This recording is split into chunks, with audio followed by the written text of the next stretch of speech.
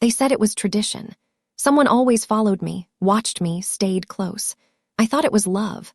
Until one evening I locked myself in the bathroom and heard whispering on the other side of the door.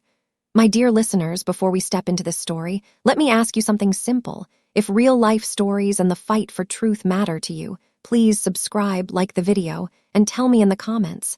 From which city are you listening? I read every comment, and it's incredible to see this little family growing across cities and communities. All right, settle in. Your story begins now. Let me take you back to when I thought my husband's family just really cared about me, when I didn't understand that their constant presence was about control, not love. My name is Simone, 27 years old, medium brown skin with long natural hair I kept in various styles, box braids, Senegalese twists, or pressed straight for special occasions. I worked as a marketing coordinator at a tech startup in Chicago, making $67,000 a year. Good job with growth potential that I enjoyed. I lived in a large house in the Chatham neighborhood with my husband Julian and his extended family. No mortgage because the house had been in their family for 3 generations. Beautiful old Victorian built in 1912, 5 bedrooms, original woodwork, sprawling layout across 3 floors. Julian was 29, dark-skinned with locks pulled into a ponytail, worked as a financial analyst making about $89,000 annually. Smart, attentive, had this way of making me feel like the most important person in any room. We met at a networking event downtown, started talking about our careers, exchanged numbers, went on our first date 3 days later to Girl and the Goat, $156.83 for dinner. Got married 8 months later at a ceremony at the South Shore Cultural Center, $18,900 total for everything. His family was intense from the beginning. His mother, Lorraine, 56, didn't work but managed the household. His father, Bernard, 61, retired postal worker. His grandmother, Geneva, 83, the family matriarch who everyone deferred to. His sister, Monique, 31, worked as a nurse. His brother, Marcus, 26, worked construction. All of them lived in that big house together. Multi-generational living, Julian called it. Family legacy. You'll love living with everyone, Julian told me during our engagement. It was a Saturday afternoon in March. We were having lunch at Virtue, $87.45 for both of us, discussing wedding plans and where we'd live after. The house is huge. We'll have privacy in our wing, but you'll never be lonely. Always someone around to talk to, help with anything you need. I've never lived with that many people before. Will we have our own space? Absolutely. The entire second floor east wing is ours. Bedroom, bathroom, sitting room. It'll be like our own apartment within the house. And your family is okay with me moving in? They're excited. My grandmother specifically requested it. She wants all her grandchildren living under one roof, keeping the family together. I should have paid more attention to that phrase, keeping the family together. I moved in 2 weeks after the wedding in June. The weather was beautiful, 78 degrees, sunny, perfect early summer day. Julian and his brother Marcus helped move my things, $450 to rent a U-Haul truck for the day. The house was impressive up close, 3 stories of Victorian architecture, wraparound porch, beautiful gardens maintained by Lorraine. Welcome home, Lorraine said when we arrived, hugging me tight. Too tight, lasting too long. We're so happy to have you here, daughter, your family now. Geneva was waiting in the living room, sitting in a high-backed chair like a throne. Small woman, white hair, sharp eyes that seemed to see everything. Come here, child, she said. Let me look at you. I walked over, feeling evaluated. She took my hands, studied my face. You'll do, she finally said. Julian chose well. Welcome to the family, Simone. We have one simple rule in this house that all the women follow. You're never to be alone. Someone must always be with you. Always. I laughed, thinking she was joking. I'm sorry, what? It's tradition, Lorraine explained, coming to stand beside Geneva's chair. The women in this family are precious, protected. We watch over each other. You'll always have a companion, someone to keep you company. I don't understand. I can't be alone, like ever. It's for your safety, Julian said, coming up behind me, hands on my shoulders. This neighborhood can be rough. We just want to make sure someone's always nearby in case you need help. But I've lived alone before. I can take care of myself. This is different, Geneva said, her voice leaving no room for argument. This is how we do things. You're part of this family now. You follow our ways. I looked at Julian, expecting him to tell his grandmother I was an adult who didn't need a babysitter, but he just smiled and squeezed my shoulders. You'll get used to it. It's actually really nice. You'll see. That first week, I tried to dismiss it as them being overly welcoming. Someone was always in our wing, Lorraine bringing up snacks, Monique wanting to chat, Geneva checking that I was settling in okay. I couldn't shower without someone waiting outside the bathroom, couldn't go to the kitchen for water without someone appearing to walk with me. This is a lot, I told Julian on our fourth night there. We were in bed at 11:47 p.m., both in pajamas, his family finally in their own rooms. Your mom came into our bathroom today while I was getting dressed. Just walked right in. She probably needed something from the cabinet. It's her house, babe. Julian, I was naked. She didn't even knock. We're all family. There's no privacy concerns between family. I'm not comfortable with that. You'll adjust, give it time. But it got worse. I couldn't work from home without someone sitting in the room with me. Lorraine would bring her knitting, sit in the corner while I was on video calls with my team. When I went out for errands, someone had to come along. Monique usually volunteered, chatting nonstop in the passenger seat while I drove to Target or Whole Foods. Why do you need to come with me? I asked Monique one Saturday in early July. We were getting in my car at 10:23 a.m., the weather hot and humid at 84 degrees. I'm just running to the pharmacy. Grandma Geneva's rule. No woman goes out alone. It's not safe. It's broad daylight. The pharmacy is 4 blocks away. Still, that's the rule. I don't mind coming. I need to pick up some things anyway. At work, I started going to the office more just to have alone time. But Julian began texting throughout the day asking what I was doing, who I was with, when I'd be home. If I stayed late for a meeting, he'd call concerned. Baby, it's 7 p.m. When are you coming home? I have a presentation to finish, probably another hour. I'll come pick you up. You shouldn't be working this late. Julian, I drove myself. I'll be home when I'm done. Okay, but text me every 30 minutes so I know you're safe. In August, 3 months into living there, I tried to establish some boundaries. Asked if I could have Sunday mornings to myself, just to read or relax without company.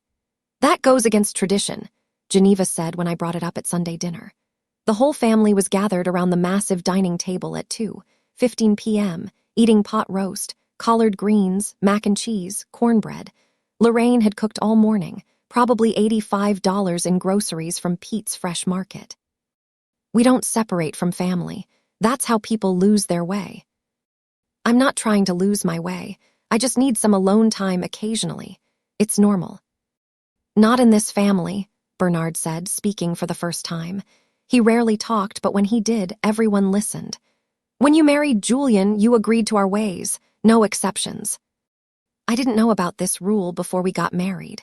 Julian never mentioned it. Everyone looked at Julian. He shifted uncomfortably. I thought you'd understand once you moved in, he said quietly. Thought you'd see how much we care about you. This isn't care. This is surveillance. Geneva stood up slowly, dramatically. Everyone went silent. You are ungrateful. We've opened our home to you, given you a place in this family, and you complain about being loved, about being protected. I'm not complaining about love. I'm asking for basic privacy.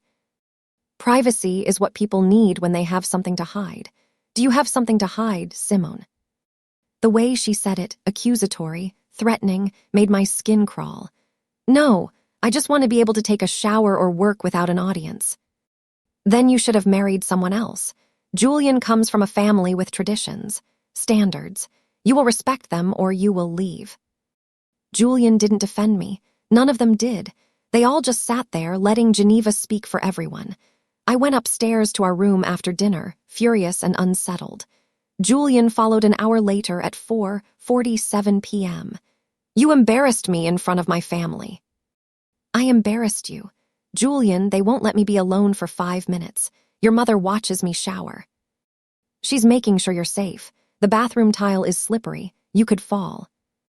I'm 27 years old. I think I can shower without supervision. Why are you being so difficult about this? Most wives would be grateful to have such a caring family. This isn't caring. This is controlling. You're overreacting. Am I? Because I feel like I'm losing my mind. I can't breathe without someone commenting on it. Then maybe you need to adjust your expectations. This is my family. This is how we live. Either accept it or what? He didn't finish. Just walked out of the room, leaving me sitting on our bed wondering how my marriage had become a prison in just 3 months. That night, September 1st, I tested something. Told Julian at dinner I was feeling sick, might just go to bed early. I'll come with you, Lorraine said immediately. No, I'm fine, just need rest. Someone should check on you. Make sure you're not running a fever. I'll check on her, Julian said. She's my wife. But after he came up at 8:34 p.m., checked my temperature with a thermometer from the bathroom, brought me water and said he'd be back in an hour, I waited. Lay in bed with the lights off, pretending to sleep. At 9:15 p.m., I heard our bedroom door open quietly. Footsteps crossing the floor. Someone standing over the bed watching me. I kept my breathing steady, eyes closed. After 5 minutes, they left. But then at 10:23 p.m., it happened again. Someone entering quietly, watching, leaving. At 11:47 p.m., I needed to use the bathroom. Got up quietly, tiptoed across the room, opened our bedroom door to the hallway. Monique was sitting in a chair outside our door, reading a book under a small lamp. What are you doing out here? I asked. Julian asked me to keep an eye on you, make sure you're okay. At midnight, sitting outside our door. Someone has to watch. You're sick. We need to make sure you don't need anything. This is insane. I went to the bathroom, closed the door, locked it. The first lock I'd turned since moving into this house. Sat on the closed toilet lid breathing, trying to calm my racing heart. Then I heard it, whispering outside the bathroom door. Couldn't make out the words, but multiple voices. Low, urgent, discussing something. I pressed my ear to the door. Heard Monique say, she locked it. Should I get Julian? Another voice. Lorraine said, no, we wait, see if she comes out. Then Geneva's voice, raspy and cold. She's testing boundaries. We need to remind her what happens when women try to leave. What happens when women try to leave? My blood went cold. This wasn't about tradition or protection. Something was deeply wrong with this family. I stayed in that bathroom for 43 minutes. The whispering eventually stopped, but I knew they were still out there, waiting. Finally, I flushed the toilet for show, washed my hands, unlocked the door. All 3 of them were in the hallway. Monique in the chair, Lorraine standing by the window, Geneva at the top of the stairs. Feeling better? Geneva asked. Yes. Just needed the bathroom. You locked the door. I always lock bathroom doors. It's automatic. Not in this house. We don't lock doors. How can we help you if you lock us out? I don't need help using the toilet. You'd be surprised. My daughter-in-law before you, she locked the bathroom door too. Slipped on the wet floor, hit her head. Died before we could get to her. Julian had never mentioned a previous wife, never mentioned anyone dying in this house. Julian was married before. 20 years ago, Marcus's mother, terrible accident. Something in her voice suggested it wasn't an accident at all. I went back to our room, climbed into bed next to Julian, who was sleeping deeply. Lay there until morning, mind racing with everything I'd heard. The next day, while everyone was busy, Lorraine cooking, Bernard watching TV, Geneva napping, Monique at work, Marcus at a job site, I snuck down to the basement, the one place I hadn't been allowed to go yet. Just storage, Julian had said. Nothing interesting down there. The door to the basement was in the kitchen, painted white, no lock. I opened it quietly, found a light switch at the top of the stairs, descended into a musty concrete space filled with old furniture and boxes, and filing cabinets. 4 old metal filing cabinets against the far wall. I opened the first one. Inside were files labeled with women's names. Each file contained photos, documents, news clippings. I pulled out one at random. Jennifer Crawford, married to Marcus in 2015. Last seen August 2016. Missing person report filed, investigation went cold. Photos of her smiling, photos of her looking scared, photos of her with bruises. I pulled another file. Keisha Davis, married to Julian in 2003, died in bathroom accident in 2004. Death certificate signed by a doctor. Raymond Collins, cause of death, blunt force trauma from fall. But underneath was a separate document, an insurance payout of $500,000 to the family. Another file. Tamika Wilson, married to Bernard in 1987, disappeared in 1989, body never found. Missing person report, investigation inconclusive. There were 15 files total. 15 women who'd married into this family. Some died in accidents. Some disappeared. Some were listed as runaways who'd abandoned their families. I took photos of everything with my phone, my hands shaking so badly I could barely hold it steady. Got images of every page, every document, every photo. Then I heard footsteps on the stairs above me. "Simone, you down here." Julian's voice. I shoved the files back in the cabinet, closed it quietly, looked around for a reason I'd be in the basement. He appeared at the bottom of the stairs. "What are you doing down here?" "Looking for Christmas decorations. I thought maybe we could decorate our room early." "Christmas decorations are in the attic. I told you not to come down here. It's not safe. Old stairs, rusty nails everywhere." "Sorry, I just thought." "Come upstairs, now." His voice was hard, dangerous. I'd never heard him sound like that before. I followed him up. In the kitchen, the whole family was waiting, all of them, like they'd been alerted that I'd gone somewhere I shouldn't. "She was in the basement," Julian announced. Geneva looked at me with those sharp eyes. "Were you looking for something specific?" "Christmas decorations. I wanted to surprise everyone." "In September." "I like to plan ahead." "Lying is a sin, child. We don't tolerate lies in this house." "I'm not lying." Bernard stood up from the kitchen table, walked toward me slowly. I backed against the counter. "My wife Tamika, she was a snoop too, always looking through things that weren't her business, asking questions about family matters. One day she left for the store and never came back." "That's terrible. I'm sorry for your loss." "Loss," he smiled. "Who said it was a loss?" Geneva laughed, a cold, cruel sound. "You remind me of her, Simone, defiant, questioning, trying to break our rules." "I just want to understand." "There's nothing to understand," Lorraine said, moving to block the kitchen exit. "You follow the rules or you face consequences." I was surrounded, all 6 of them forming a circle around me, Julian in front, his expression unreadable. "Julian," I said, voice shaking, "what's happening?" "You should have just followed the rules. That's all you had to do." "What rules? The rule about never being alone. Why? Why is that so important?" Geneva stepped closer. "Because alone, you might call for help, might try to leave, might tell someone about our family business. We can't have that." "What business? What are you talking about?" "Insurance fraud mostly," Marcus said casually. "Sometimes life insurance, sometimes accidental death policies. Geneva's been running it for 40 years. We marry women, keep them here a year or so to make it look legitimate then." "Then they have accidents," Monique finished. "Or they disappear, and the family collects." I felt bile rising in my throat. "You kill your wives for insurance money." "Not all of them," Julian said. "Some we just make disappear, depends on the payout structure." "You're insane, all of you." "We're practical," Geneva said. "This house, this life, requires funding. The women who marry into this family serve a purpose. You should feel honored." "I'm leaving, right now." "No," Bernard said, grabbing my arm. "You're not." I screamed, fought, tried to pull away, but Marcus grabbed my other arm. They dragged me toward the basement door while I kicked and screamed. Then the front door burst open. Police officers, at least 6 of them, guns drawn, flooding into the kitchen. "Chicago PD, everyone on the ground, now." The family froze. Marcus let go of my arm. I ran toward the officers.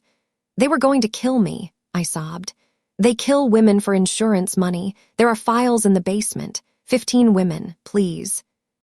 "We know," one officer said, a black woman in her 40s with kind eyes.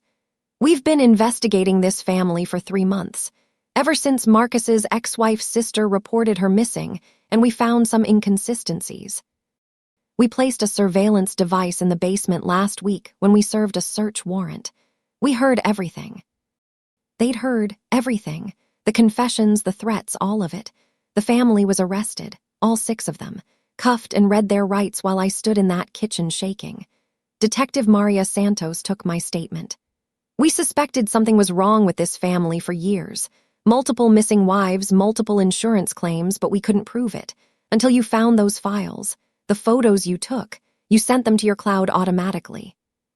We got a warrant for your digital records when we were building our case. Those files are evidence now. I thought I was going to die. You almost did, but you're safe now. They're going away for a long time. The trial was a media sensation. Chicago family ran insurance fraud murder scheme for 4 decades. Geneva, Lorraine, Bernard, Julian, Marcus, and Monique were all charged with conspiracy to commit murder, multiple counts of murder, insurance fraud, and kidnapping. The evidence was overwhelming. The files in the basement, my testimony, surveillance recordings, digital forensics showing they'd researched how to make deaths look accidental. Financial records showing insurance payouts totaling over $3.2 million over 40 years. Geneva was sentenced to life without parole at age 83. Bernard got life without parole. Lorraine got 35 years. Julian, Marcus, and Monique each got 25 to 40 years. I divorced Julian while he awaited trial. The marriage was annulled actually. Fraud, coercion, intent to harm, like it never existed. Started therapy immediately with Dr. Angela Crawford, a Black woman in her 50s who specialized in trauma and cult psychology. Her office was in Lincoln Park, $155 per session with my insurance. What your husband's family was running was essentially a death cult, she explained in our first session on October 3rd, just weeks after everything happened. They'd normalized murder, made it part of family tradition. That's how they justified it to themselves and to the new members they brought in. Julian seemed so normal when we met. How did I not see it? Because you're not a psychologist. You're not trained to spot family-based criminal enterprises. They were very good at appearing normal. Over the next year, I rebuilt my life. Moved into my own apartment in Wicker Park, $1,650 per month, 1 bedroom, top floor, with 3 different locks on the door. Started going to a support group for domestic violence survivors. Left my tech job and started working remotely as a freelance marketing consultant so I'd have more control over my environment, making around $72,000 annually. The other families of the missing women reached out. Jennifer Crawford's sister thanked me through tears for giving them closure after 7 years. Tamika Wilson's brother, who'd been searching for 30 years, finally had answers. Not all the bodies were found. Some cases were too old, evidence too degraded. But knowing what happened gave families peace. In February, 8 months after everything happened, I testified at Geneva's sentencing hearing. Stood in that courtroom and described the fear of living in that house, of realizing I was being fattened up for slaughter, of hearing them discuss what happens when women try to leave. Your Honor, I said, voice shaking but clear. Geneva Price ran a family cult dedicated to murdering women for profit. She raised her children and grandchildren to see this as normal.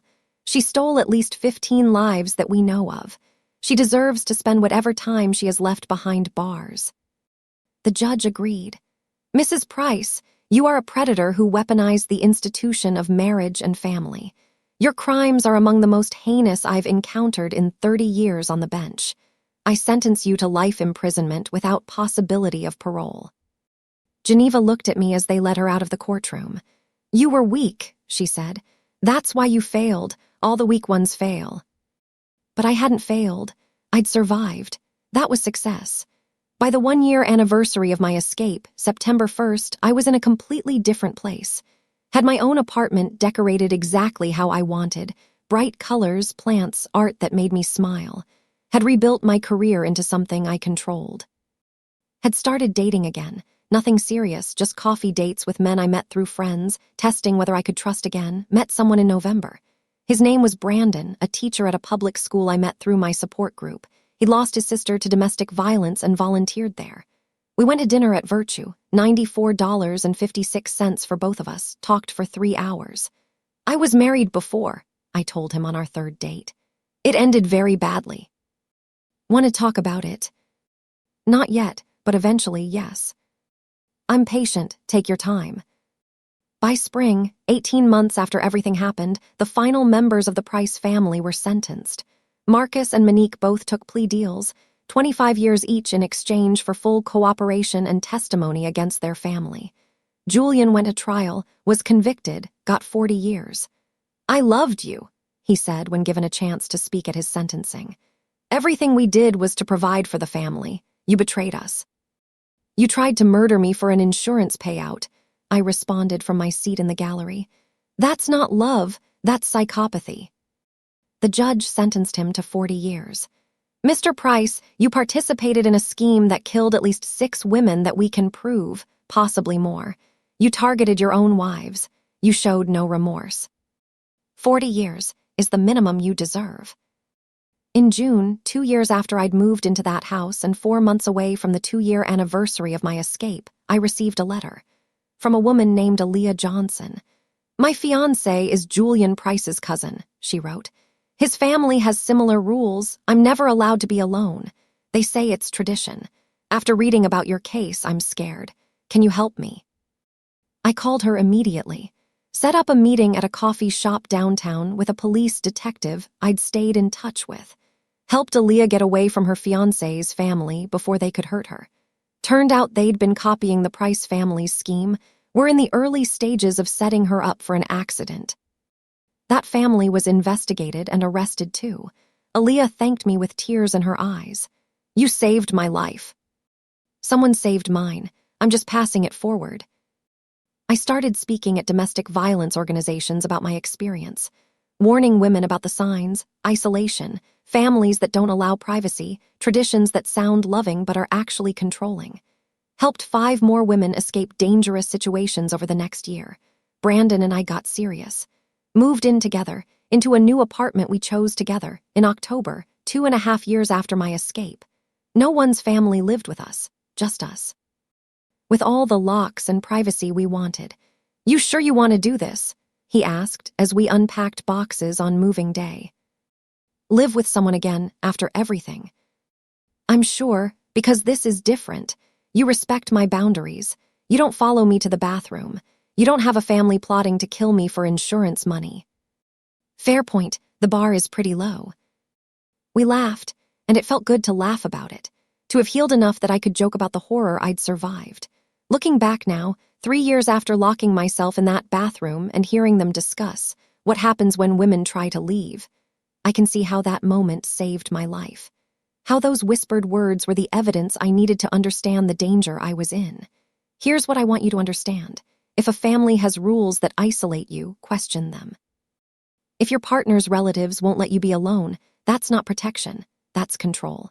If someone tells you that's just how we do things when you ask for basic privacy, they're gaslighting you. Trust your instincts. When I heard that whispering outside the bathroom door, everything clicked into place. All the strange behavior, all the surveillance, all the talk about tradition, it was preparation for murder. Document everything. Those photos I took in the basement put the entire family in prison. Without evidence, it would have been my word against theirs, and I'd probably be dead. And know that you can survive even the most horrific betrayal. I married a man who was literally planning to kill me. His entire family was in on it. They'd done it 15 times before, but I escaped, I testified, I rebuilt. The Price family house was sold at auction. The proceeds went to victim compensation funds for the families of the women they'd killed. It's a day care center now, children laughing in the same space where women were murdered, life growing where death once lived. Julian writes me letters from prison. I never open them, return them unopened every time. He has 37 years left on his sentence. I have the rest of my life to live freely. My husband's family had one rule: I was never allowed to be alone. They said it was tradition, but it was premeditation. And the moment I defied that rule, the moment I locked that bathroom door, I saved my own life.